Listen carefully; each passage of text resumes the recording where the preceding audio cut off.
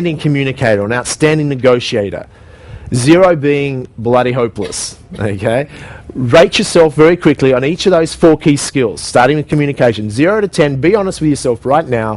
Where are you on a scale of 0 to 10? Hopeless, 10, outstanding, somewhere in between. Just be honest with yourself.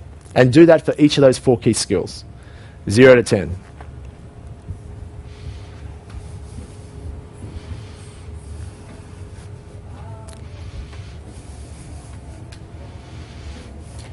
Now, if you say you're a 10 already in communication, then the challenge with that, you may be outstanding already, but the challenge with that is how you're going to improve what you are, okay? So be honest with yourself. Some of you might say, I'm negative, okay? Well, don't be too hard on yourself.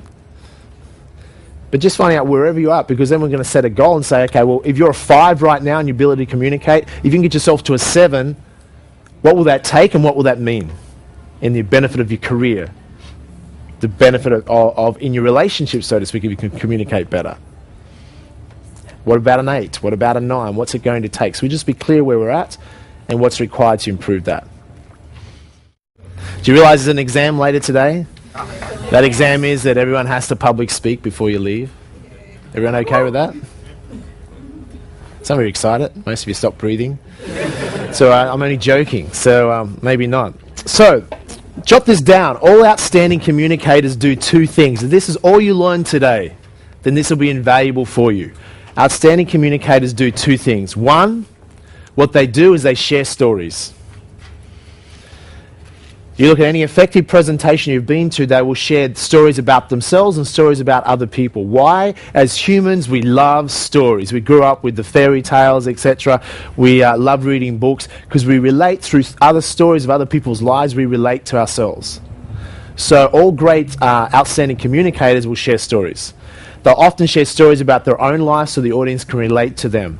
And by sharing those stories, or third-party stories, they can relate to the audience. They can also pass on a message through that story, as opposed to, you look at a communication that's not effective. Who's ever been told what to do? Who's been told what to do before? Okay, and you don't enjoy it. Is that true? No one likes being told what to do. Did you know when you were a child that your parents told you what to do? Okay, and then when you went to school, the teachers told you what to do. Then when you left school, you got a job and your boss told you what to do. Then you got married and then your spouse told you what to do, effectively. So people have been, even subconsciously, it's like so sick of being told what to do. So if you ever try to communicate or influence someone by saying, you should do this, you should do that, why don't you do this? How effective is it? If you don't know, try it sometime, okay? Try it on your spouse, try it on your kids. It's just not effective. Often with kids, it's easy to tell them the opposite, okay? Tell them not to do something that you want them to do and they'll do it, okay? Because we don't like to be told. So effective way as a communicator, whether it's just one-on-one communication, is sharing third-party stories. Because in that third-party story, you can share a message about someone else, and it's not telling someone what to do, but the other person will be able to hear that story and go, that makes sense, okay? Or the communication can be in a format of not being attached rather than telling people what to do. If you were talking to children, for instance, I remember an example here in Melbourne some years ago. My sister has 5 children, and I love children. I don't have children yet, but my sister has 5 children, so that's enough for me to catch up and get my dose of having children for a while. And gorgeous children, and I was taking them to the swimming pool. I live here part of the year, just across the road here in Melbourne. I live in Sydney most of the other time. And indoor pool, and about a 5-year-old child and a 3-year-old daughter at the time she had. And they were running around the pool, indoor pool where it's all wet, etc. And I said, don't run around the pool. Okay. And how long did kids pay attention to that for? Because kids are having fun. They're focused on the pleasure running around the pool, etc., having fun. So they didn't listen to that. And then I thought, hang on a minute, I'm meant to be an outstanding communicator. That's not a very effective way to communicate even to children, because if you tell them don't do something, then it's not usually effective. So I simply changed my communication to saying, you know what? It's up to you what you do. You can run around the pool if you wish. However, what's going to happen if you slip and fall over on those hard tiles and concrete?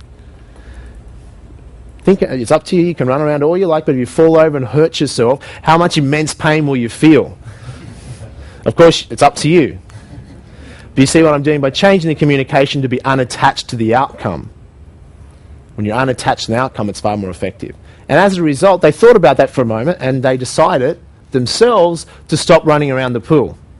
Is it making sense? Did they now own that decision?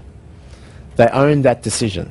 The other way I could have done that was share a third-party story about other kids that were running around the pool and they're having fun, but they didn't realise it was dangerous and fell over, and they really hurt themselves and started crying and wrecked their whole day, and as a result they missed out on going to the movies and having the ice cream or whatever it is.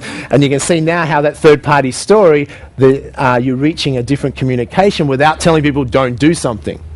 And that's the value of stories. The other thing that all outstanding communicators do, the second thing they do, so other than share stories, is the second most important thing they do, jot this down, is that they ask questions. Share stories and ask questions. So your presentation, whatever it is, should be predominantly those two things. Asking questions. Why do they ask questions? Is because they want to engage the audience. If you've ever been to a lecture before, so there's a difference between a lecture or even a Toastmasters where someone is effectively trained to present and just present some information. That's very different to communication. Communication is a two-way thing. So communicators ask questions of the audience because it engages people to think. And your role as a communicator is to engage people. Your role is to challenge people to think. So it creates an impact. Otherwise, it's just information. We've all been to, have you been to a university lecture or something like that, so where people just stand there and read printed notes? How exciting is that as an audience? How long do you last? Because you start tuning out. So really, it's really a waste of time.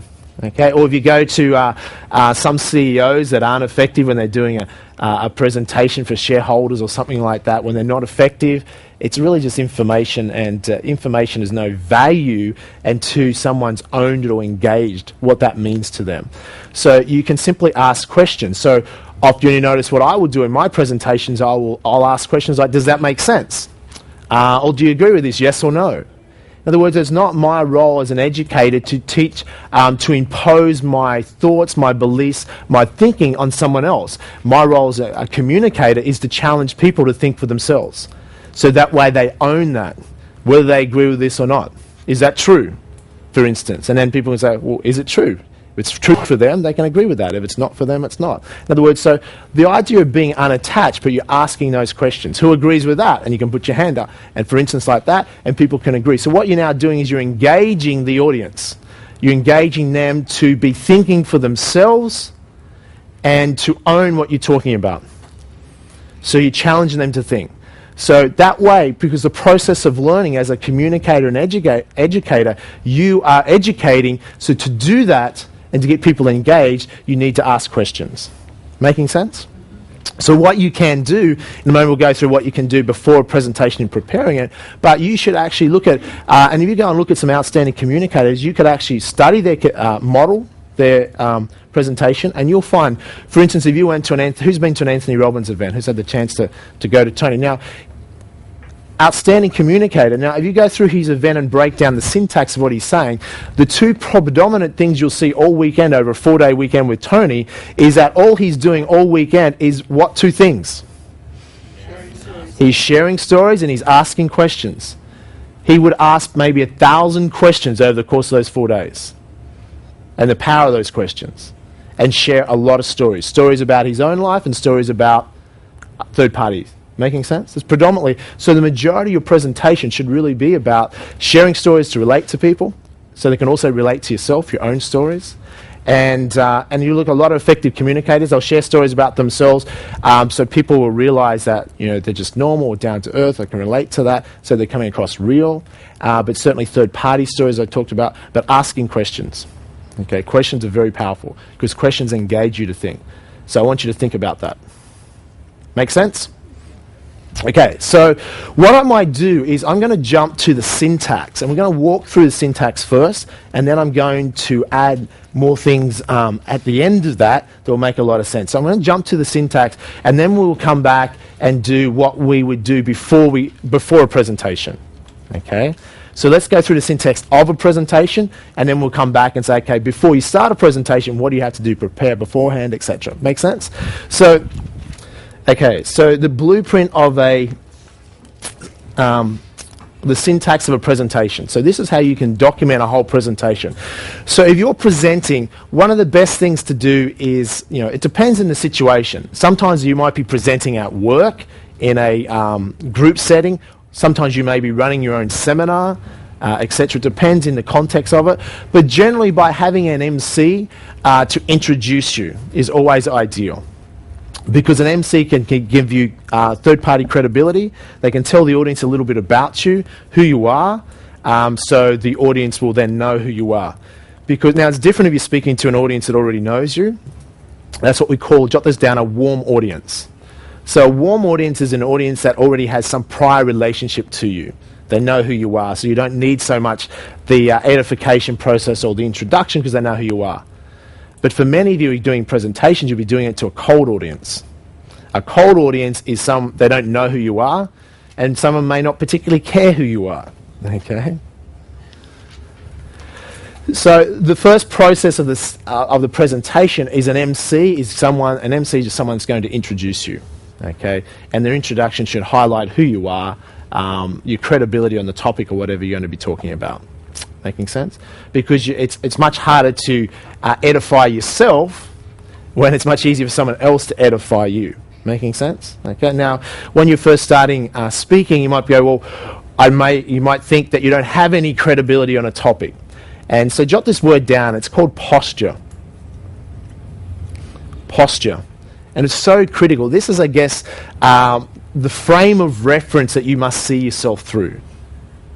So it depends, obviously, what topic you're talking about, but I'm going to suggest that ideally you're going to be talking about something you're passionate about and something that you believe in and something that ideally you have knowledge about. But it doesn't matter what it is. Your credibility comes from, it could be some simple things. Okay?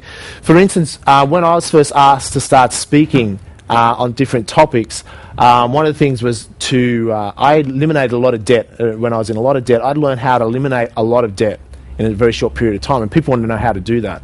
So, for instance, my credibility on that topic was because I had a story, this is what had happened to me, and this is how I eliminated that debt rapidly. And I was teaching people as a strategy, as one strategy is how to eliminate debt. So I could have the credibility on that is because it's something that I'd actually gone through and I'd been very effective at producing a result to get rid of a lot of debt in a short period of time, and that's something the audience wanted to know about. Does that make sense? So I was just focused on that particular thing. Okay? So I felt comfortable and passionate about that because I knew the pain it caused me, and I believed that if I could share how I would learn how to eliminate that debt with someone else, that would benefit them. So I believed in that. I was passionate about it, and I could speak effectively off the top of my head because I had the expertise, because I had a personal experience, I had the credibility because I'd produced that result on that thing. Who's following what I'm saying? Okay? So you don't have to be a guru, you just have to be, if you're talking about how to raise a healthy pet, okay, your credibility might be you have a healthy pet, and you have a certain expertise in how you went about having that healthy pet, okay? And you have a great, cozy relationship with your pet and how other people can have that too, and you're passionate about that, and you believe in that, and you know the audience that's there wants to know about that, for instance, then you can see there, then you can have an effective presentation on how to have a healthy pet. Making sense? So it's really irrelevant to the topic. Now, if you're talking about something that the audience has no interest in, then you can see how you start to have some challenges. So you must be matched to the audience. Okay. Now, generally, your audience, you'll be matched to an audience, because why would you be invited to speak, or why would you be speaking about something that has no relationship to the audience? But in saying that, sometimes the audience may have a benefit for what you have to hear, but they don't yet recognize that. And we'll talk about that in just a moment, how you go about framing the audience so they actually know what you're going to talk about up front. Make sense? So ideally, in a presentation, you'll have someone that will edify you. So it might even be in a company situation where you might be introduced as a senior sales manager, and he's here to share with you how to increase your sales because he's run one of the most successful sales teams in this part of the company, as an example. That's an edification. Therefore, the audience knows why you're there, etc., and you have some credibility. Because otherwise, if it's a cold audience, people might be sitting there with their arms folded, for instance, and like, well, Why should I listen to him, or why should I listen to her? People are thinking, remember, people thinking, jot this down, what's in it for me? You're flicking through the TV channels, you're looking for something, what channel are you going to watch? Well, what's in it for me? Why should I watch Sex and the City? Okay, what's in it for me? Okay, nothing. So I turn the channel and go to the news station, okay? So that's why on the TV channels, they will have headlines. Those short grabs, 6 o'clock news, Channel 9, breaking news, blah, blah, blah. It's a headline. What they're trying to get you is to tell you right up front why you should tune in and listen, why you should tune in and watch. Does that make sense? So which is the next step, is what we're going to look at in just a moment. So when you start your presentation, you will be doing an intro. Okay? So an introduction, when you first stand up and start talking to the audience, you'll quickly introduce yourself. Generally, that'll be obviously saying what your name is, who you represent, depending on the syntax of the presentation. Then the third step, and we'll come back into some depth over these in a moment. So basically, we're going through step-by-step process of delivering a presentation to an audience. The third step is what I like to do, and I think is important, is especially, it doesn't matter what audience you're talking to, is often acknowledge and respect what you respect or can acknowledge about the audience.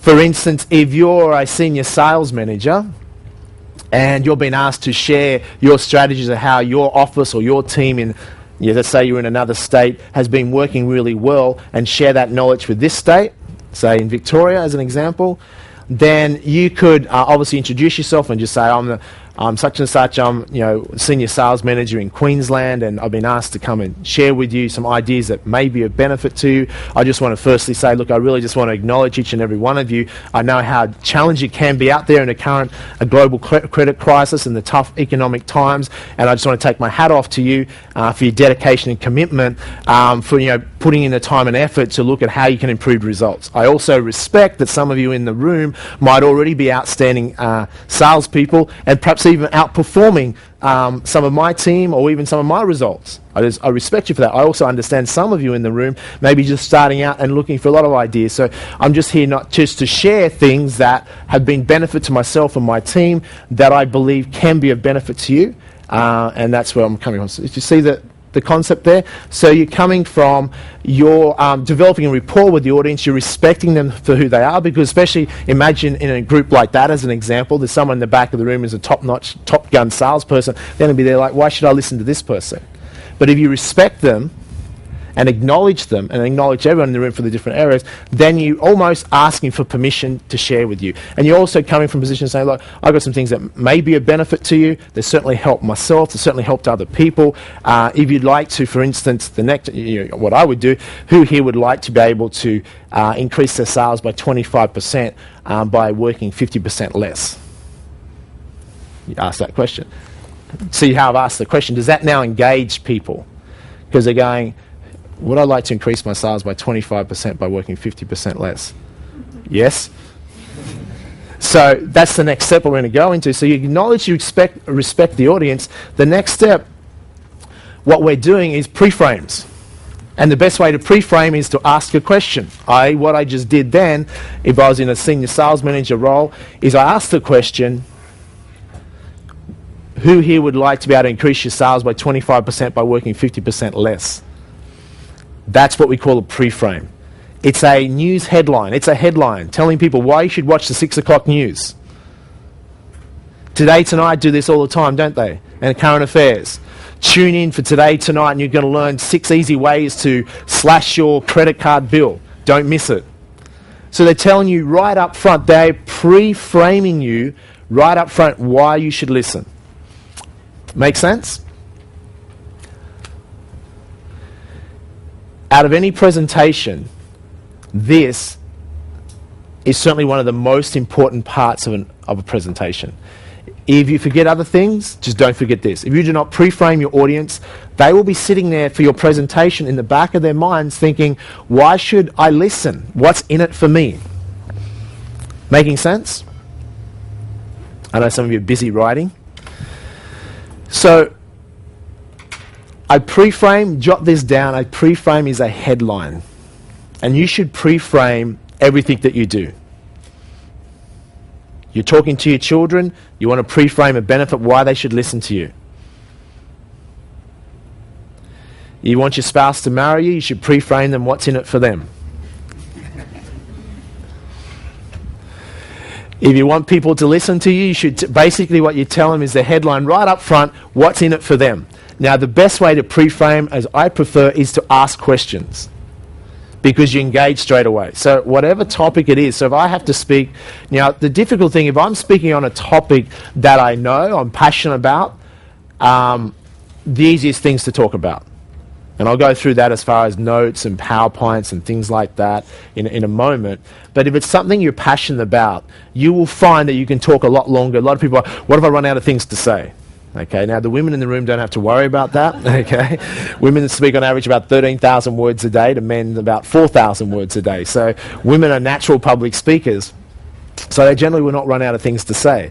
But if you're speaking on a topic that you're passionate about, it will just flow. So the audience will appreciate that when you're in the zone.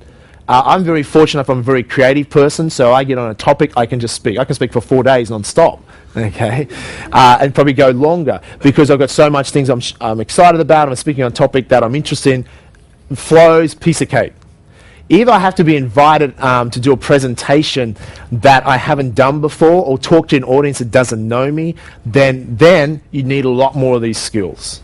And many of you will go into terrains like that in the beginning, where you're dealing with a cold audience, you're a little bit uncertain about your credibility, or you're not really as confident, and that it can be far more challenging. So that's where these skills and this blueprint and syntax are so critical. By applying those things and remembering these things, then it puts you in a much stronger position to be effective. And it can take away a lot of that fear as we go through this. And then you can relax and really enjoy it. Okay? So pre-frames, what I will do before any presentation, if I'm creating a brand new presentation, I will create the pre-frames, the main things I'll spend time on. What's 3 or 4 pre-frames that will be a benefit of why you should listen. Okay, if I said to you, who here would like to learn a skill today that can help you make a 6-figure or 7-figure income? 6 figures being 100,000 plus, or 7-figure being $1 million plus income. Who here would be interested in learning a skill that could help you do that today? Does it make sense? Is that a good pre-frame? Has it told you clearly why you should listen? And you're like, yeah, I want to learn that skill. Okay, so that who here would